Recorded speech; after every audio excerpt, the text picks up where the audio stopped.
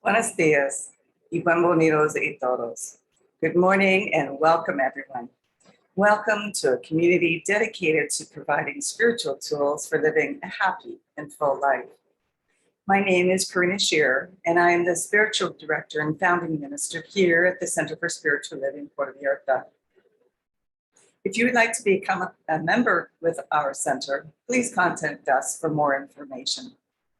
Today is Sunday, September 12th, 2021. And we're continuing with our annual theme, which is Timeless Wisdom, Evolutionary Vision.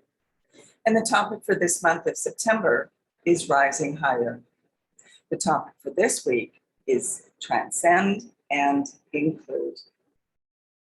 Two suggested books for reading this month are This Thing Called You by Ernest Holmes and The Joy of Genesis, The Next Step Beyond the Big Leap by Gay Hendricks. Each week, we open with a spiritual practice called affirmative prayer, also known as spiritual mind treatment. This is a powerful tool and a practical tool that helps to shift our consciousness so that we are open and available to accept the good that is already present in our life. It aligns our thoughts with all good. So let's move into today's service with intention, as we do each week, with a reading from the Creative Thought magazine. And today I'll be reading from September 12th, 2014. Spiritual mind treatment is always done in the first person. So I invite you to close your eyes and take these words as your own, if you so choose.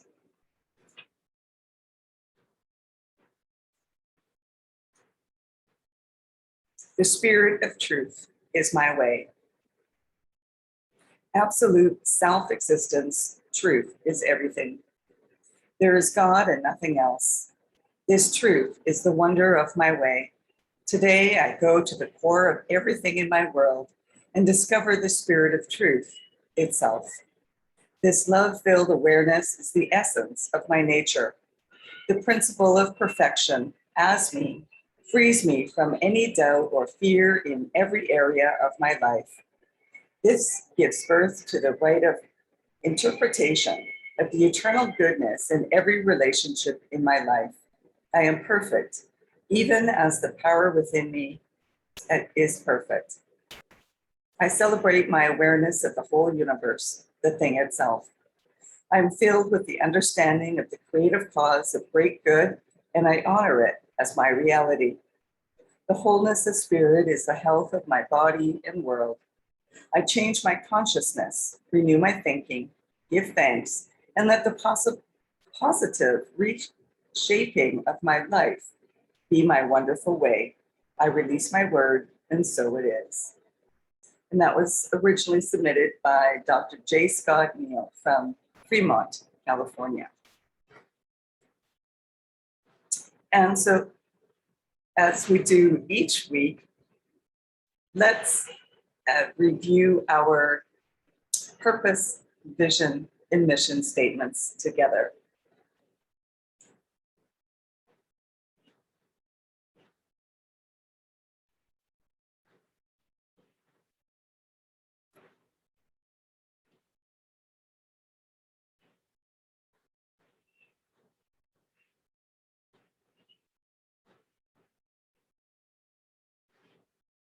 We have a powerful purpose, and that is to awaken and celebrate diversity and to love and serve our community.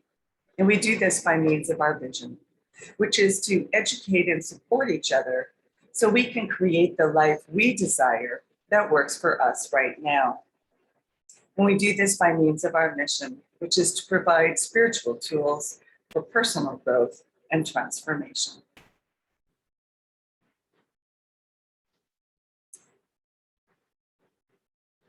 And once again, I'd like to truly welcome everyone, including those that are new to our teaching and to our center here in Puerto Vallarta.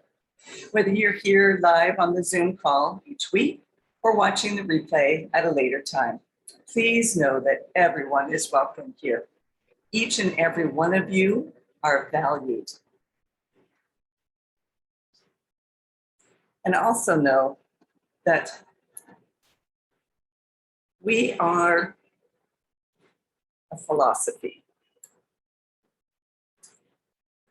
And in our philosophy, we honor each and every religion. So no matter which path you have been on, know that you are welcome here at our center. And as I mentioned, we teach a philosophy called the Science of Mind. It's a teaching based on new thought and ancient wisdom. And we offer spiritual tools and principles to promote personal growth, such as our opening treatment. And like I said, we honor diversity in all aspects so that we can see and appreciate the great oneness that already exists everywhere and within everyone. When Dr. Ernest Holmes founded this teaching in the 1920s, he had studied both Eastern and Western spiritual texts to create the Science of Mind, which focuses on the individual use of thoughts and this powerful thing called the mind. When asked to provide a concise definition of the Science of Mind teaching, he had replied that it is a correlation of laws of science, opinions of philosophy, and revelations of religion applied to human needs and aspirations. And each week, we offer a service with an inspirational message. In the past, we have done this in a downtown restaurant in Puerto Vallarta, but since we are still required to wear masks outside our home, and while the roads are still being cleaned up to allow traffic, including buses, to enter into the romantic zone where the restaurant is that we attend, I will continue to invite you into my home via Zoom. Mi casa es su casa. But we look forward to once again being able to meet in person and having a discussion afterwards, and time to enjoy some home-style Mexican cooking. And hopefully this will be very soon. And as you know, we have also started meeting Sunday mornings. So we will continue to do that once we meet again in person. And of course, updated information will be provided on our website and our Facebook page, as well as mentioning here in the week or weeks prior to meeting in person. But in the meantime, if you have any comments or questions, you can either post them here, wherever it is you are watching, or send me a direct email, and I'll be sure to respond. Before we start today, I'd like to share a funny joke. Did you hear about the meditation master who rejected anesthesia when they had his cavity filled? They wanted to transcend dental medication.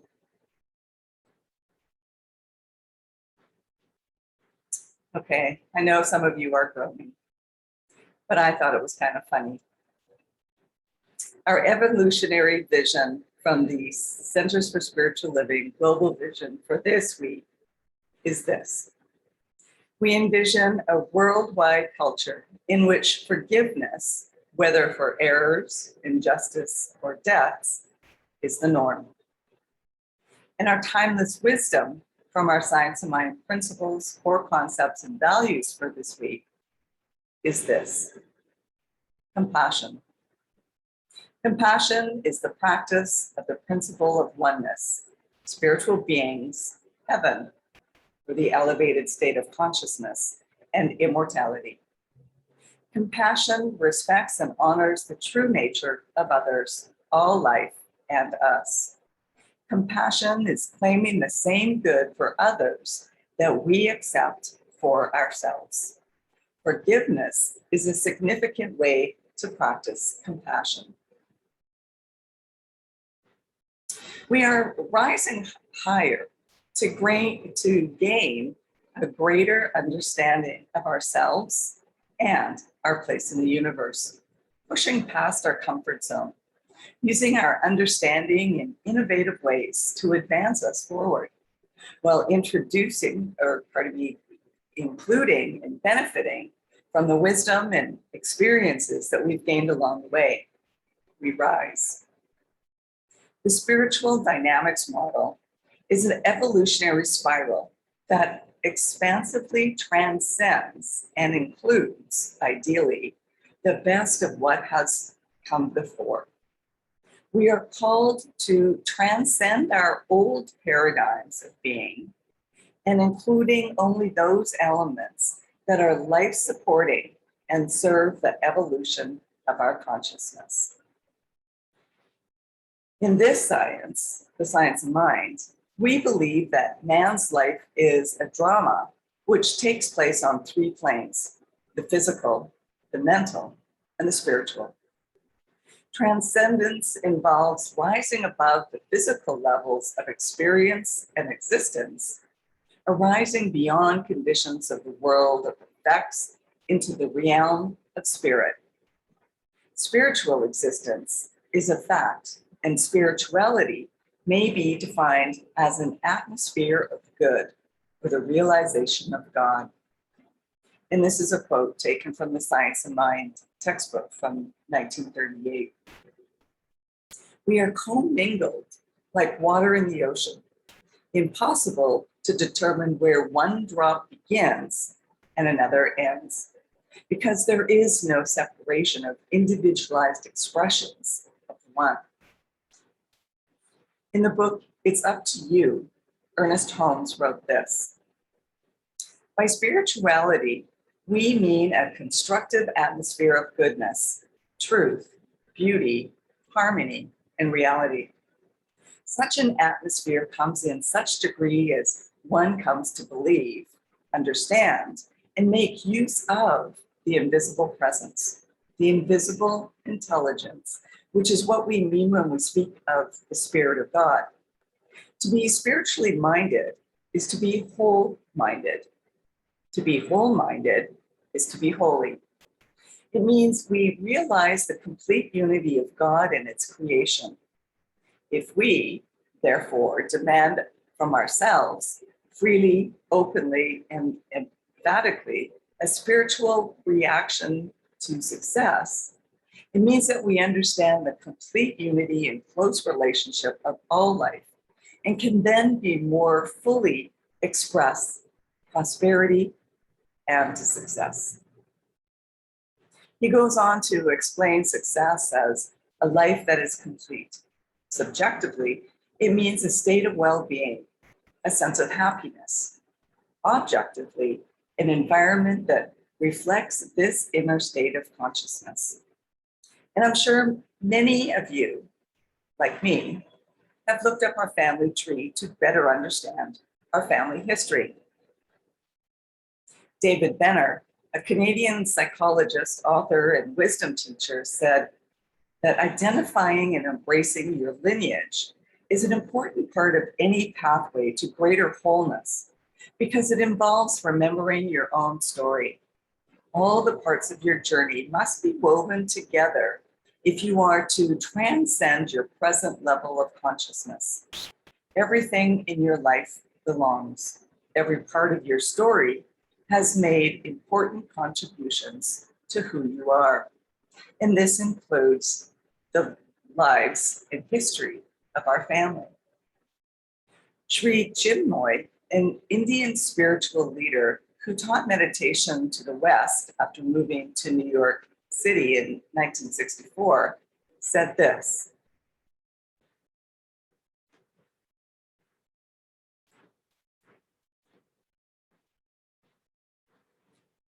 "Self-transcendence gives us joy in boundless measure. When we transcend ourselves, we do not compete with others. We do not compete with the rest of the world, but at every moment we compete with ourselves. We compete only with our previous achievements. And each time we surpass our previous achievements, we get joy."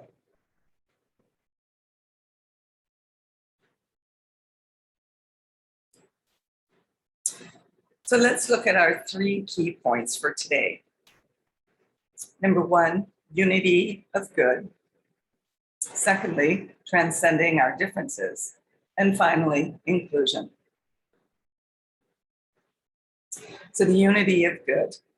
Ernest Holmes said that If we have come to the place where such a profound unity is maintained that physicists believe there is no such thing as disunity in the physical world, then we can easily see what the great spiritual leaders of the ages meant when they told us of that greater unity in which we all live and move and have our being. And that the idea of freedom itself is tied up with the true concept of the unity of good. If our nature is one, if God is one, and we know that God must be one, for the universe cannot be divided against itself, then we are all tied into an indivisible unity. The highest concept of true religion is the unity of good. God as one, God as universal and individualized, instantly responsive alike to everyone. God is within man. Man will discover God in his own nature. And that was from the Science of Mind magazine, August 1962. Yes, there is so much unity in goodness, and much goodness in unity. Yet we still see so many differences in opinions. We are all free to have our own opinion, but we must also accept the outcomes of our decisions based on our opinions. We are still one race, the human race. Ernest Holmes wrote this in the book, What Religious Science Teaches.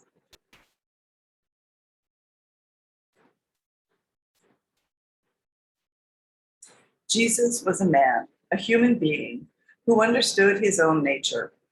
He knew that as a human, he embodied the divine. It manifests the Christ nature. He clearly understood the unity of God and humanity. Everyone is a potential Christ, from the least to the greatest. The same life runs through all threads, threading itself into the patterns of individuality.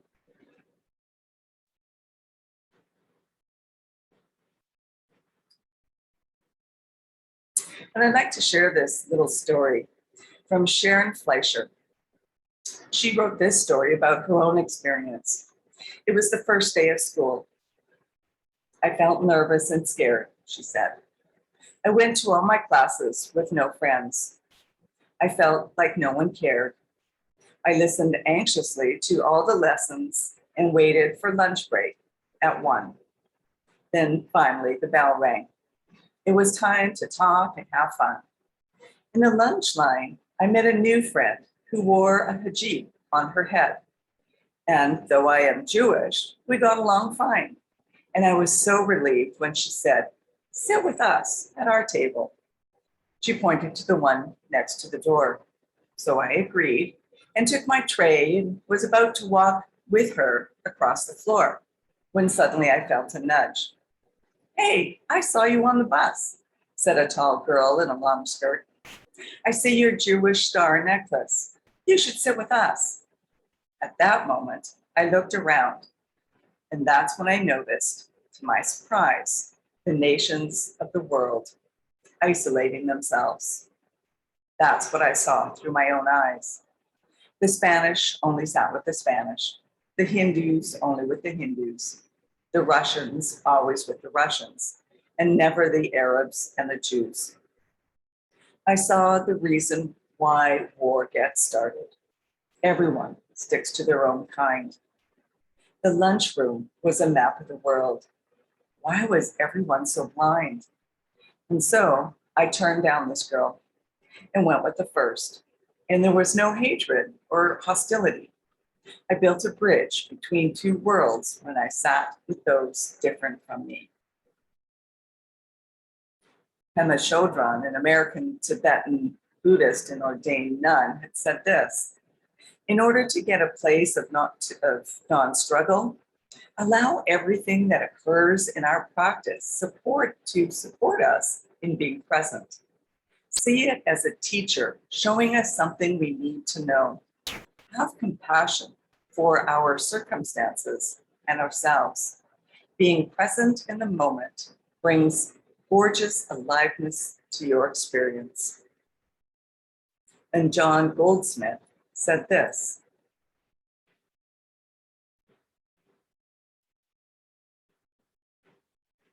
all that anyone possesses is the unfoldment of their own state of consciousness, and we can have much more as we desire by enlarging the borders of our understanding and realization.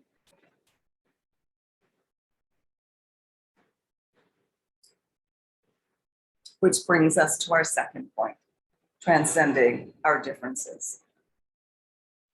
Transcending our differences enables us to live in integrity.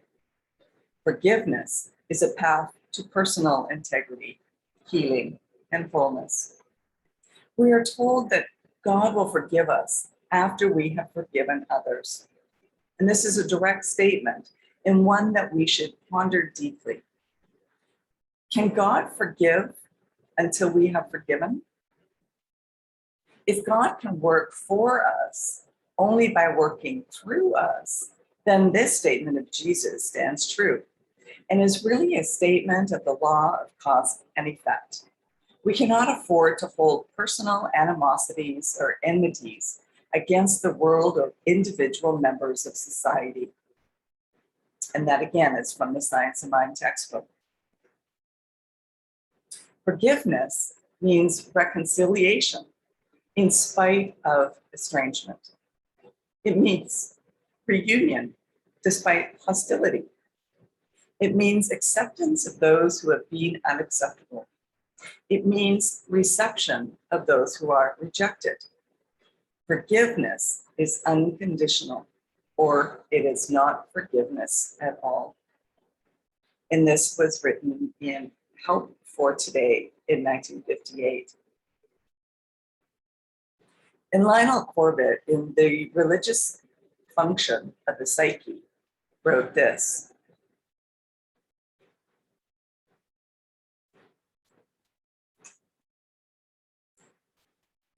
an evolving consciousness provides a particular understanding of the individual's place in the world. The soul, transcendent self, is that aspect of the psyche that feels as if it is personal. It cannot be divorced from the totality of the larger consciousness of which it is a part.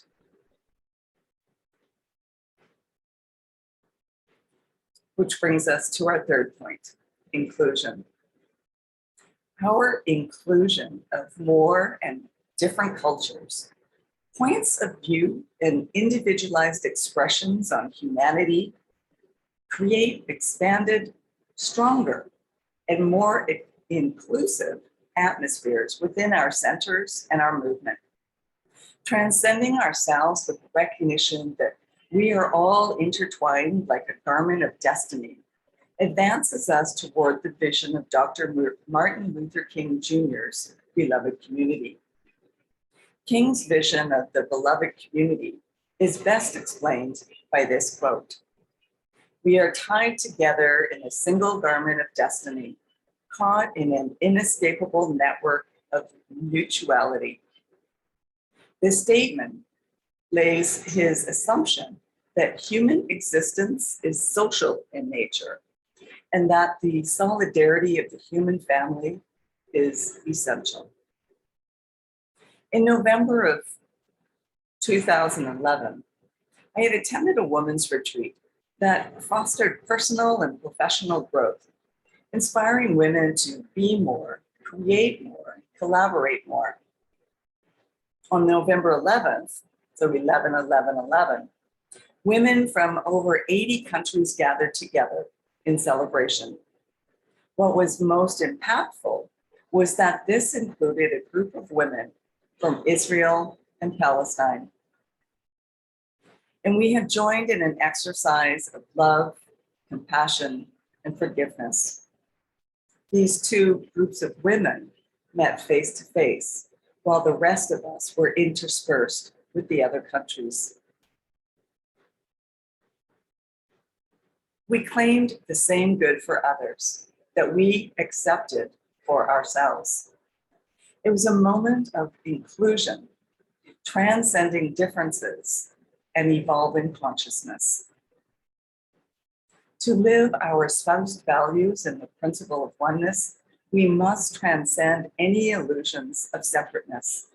Our ability to transcend enhances our ability to be more inclusive. Barbara Hansling is an associate professor of personality and educational psychology at the Institute of Teaching and School Development in Germany. She conducts research in the field of self-regulation, motivation, and action control, and their connections with the development of resilience. She wrote an article, Ego and Spiritual Transcendence, Relevance to Psychological Resistance and the Role of Age, assessed at the National Institutes of Health. And this is what she said.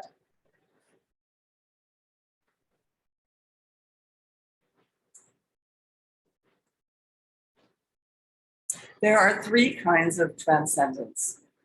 One, ego transcendence, self beyond ego.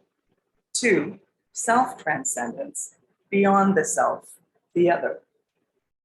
And three, spiritual transcendence, beyond space and time.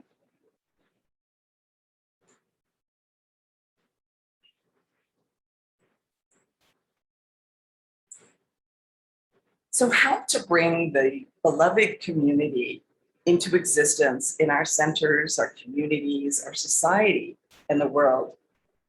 It is through the critical mass of individuals who have transcended the world of conditions and effects through their individualized consciousness that the beloved community can be actualized.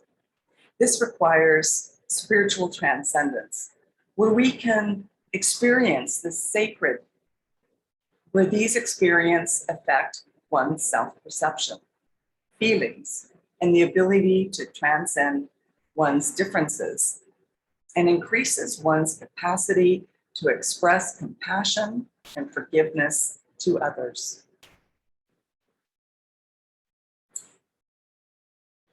Ernest Holmes wrote this in 365 Science of Mind.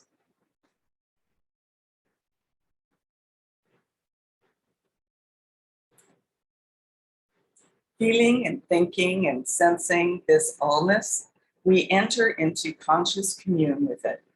And in some subtle way we do not understand, its essence flows out into our acts, spilling itself in and through everything we do, and bringing to bear upon the problems of life an intelligence greater than the human and a power that is transcendent.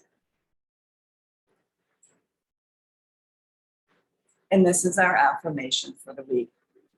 I transcend to the totality of all, inclusion made manifest.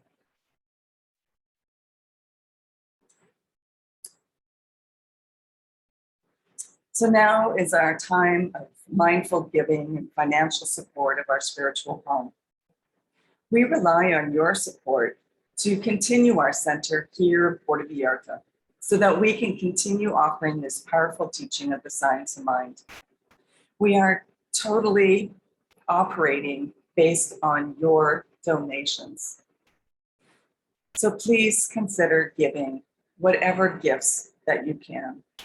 We bless each and every financial gift that you give today, whether it is $5 or $50, or even just the cost of a cup of coffee.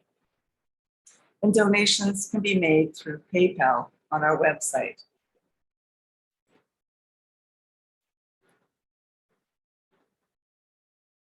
Our website is www.cslpv.org. When you land on our landing page, you'll see a donate button. And when you click on it, it will take you directly to your PayPal account, where you can make the payment however you choose. Alternatively, if you still like to send in a paper check, you can mail it addressed to CSLPV, number 403-2125 Birch Road, Kelowna, BC. B1Y8N1. And so now, if you would like to join me in our offertory affirmations. I know that my giving blesses and multiplies. All that I am, all that I have, and all that I give and receive. I do give eternal thanks for the abundance that is mine to share.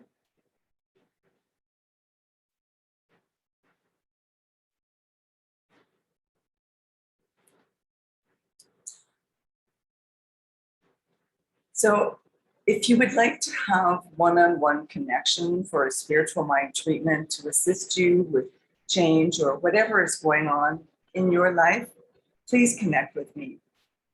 And if you would like to commit to being a member of our center here in Puerto Vallarta for this current year, or if you would like to be on our board of trustees, please contact us so that we can send you the current form.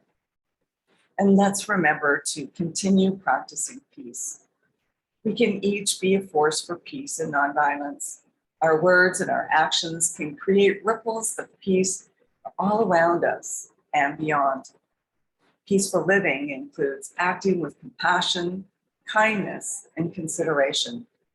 And it also includes standing up against injustice. May peace and love be with you. Namaste.